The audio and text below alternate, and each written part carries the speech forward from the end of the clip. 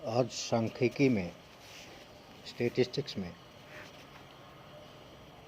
हम दीर्घकालीन प्रवृत्ति के मापने की विधियों जैसे कि कल हमने स्वतंत्र वक्र रीति फ्री एंड कर्व मेथड पर अध्ययन किया था। आज अर्ध माध्य रीति सेमी एवरेज मेथड के ऊपर अध्ययन करेंगे।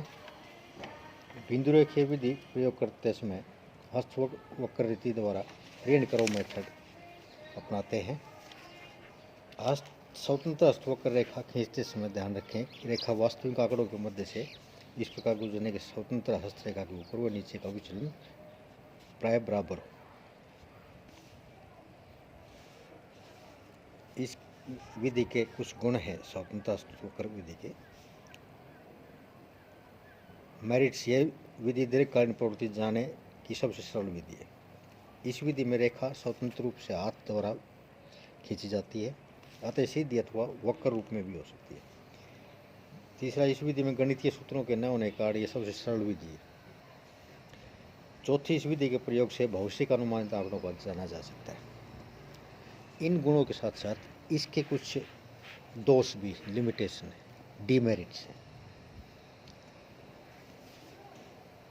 डीमेरिट्स हैं, कोई निश्चित गणितीय सूत्र न होने के कारण भिन्न भिन्न व्यक्ति एक ही प्रश्न के लिए भिन्न भिन्न रेखाएं खींचेंगे। दूसरा, यह विधि अनुमान लगाने के लिए तो ठीक है, किंतु इस विधि पर आधारित निष्कर्ष उत्तम नहीं होता। तीसरा, यद्यपि यह विधि सरल है फिर भी अनुसंधानकर्ता को दीर्घकालीन प्रवृत्ति रेखा खींचने में बहुत समय लगेगा, बशर्ते कि रेखा उत्तम निष्कर्ष बताए।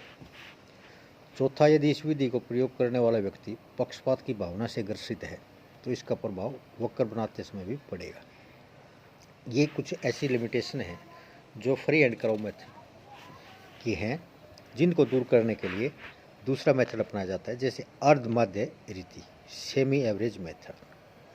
स्वतंत्र वक्र रीति की तुलना में यह रीति उत्तम है, क्योंकि इस विधि से प्राप्त दीर्घकालीन प्रवृत्ति रेखा पक्षपात से ग्रसित नहीं होती।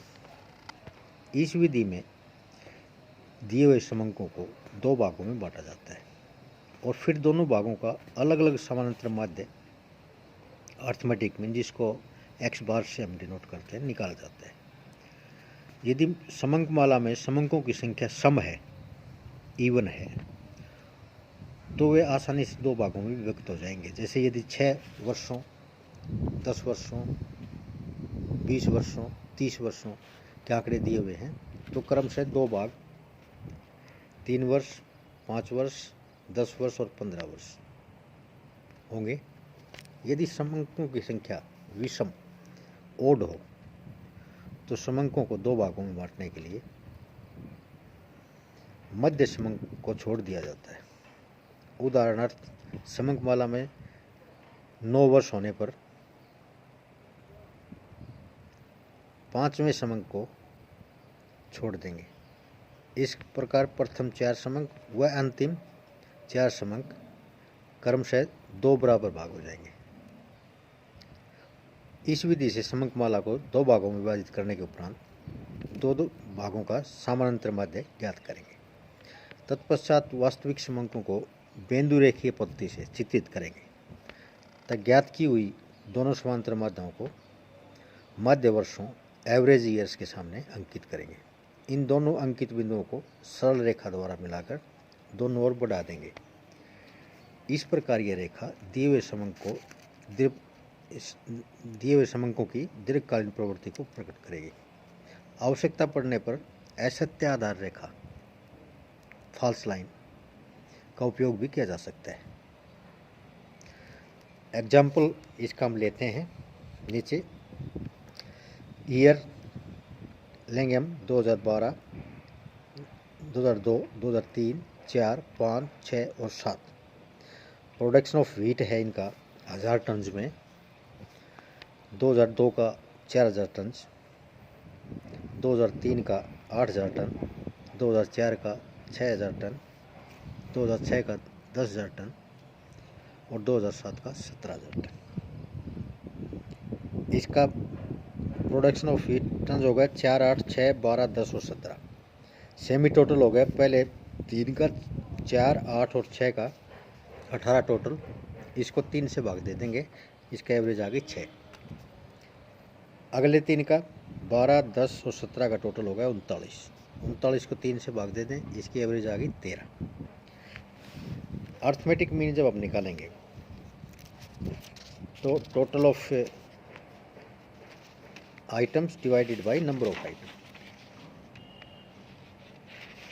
ये इसका फार्मूला रहेगा जो अर्थमेटिक मीन का है।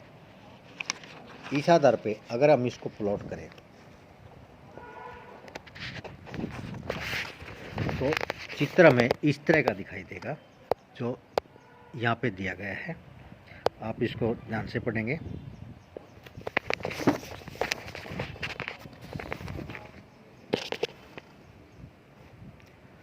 ओरिजिनल डेटा को हमने progression of wheat OY axis पर लिया है, ईयर्स हमने OX एक्सिस पर लिए।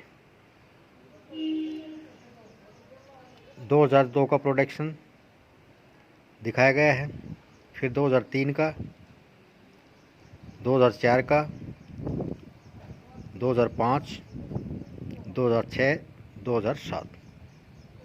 फिर हमने इसको 2 भागों में बांटा। 2002, 2003, 2004 के प्रोडक्शन का एवरेज ले लिया। इसी तरह 2005, 2006 और 2007 के प्रोडक्शन का एवरेज ले लिया। उन दोनों के एवरेज पे हमने बिंदु लगाए जो 2003 पे और 2006 पे आएंगे। इन दोनों बिंदुओं को आपस में मिला दिया है। तो जो ब्लैक लाइन है आपकी, जो जिग जैग लग रही है, ये ओरिजिनल लाइन है जो ओरिजिनल डाटा हमने फिट किए हैं, और जो ये कटी हुई लाइन है, जो सीधी रेखा है, इसको हम ट्रेंड लाइन बोलते हैं। तो ये हमें ट्रेंड बता देगी। तो इसको ओरिजिनल डाटा को Y0 से दर्शाएंगे और ट्रेंड लाइन को Y1 से। तो इस तरह से हम सेमी एवरेज मेथड से ट्रेंड वैल्यू निकाल सकते हैं। Thank you very much.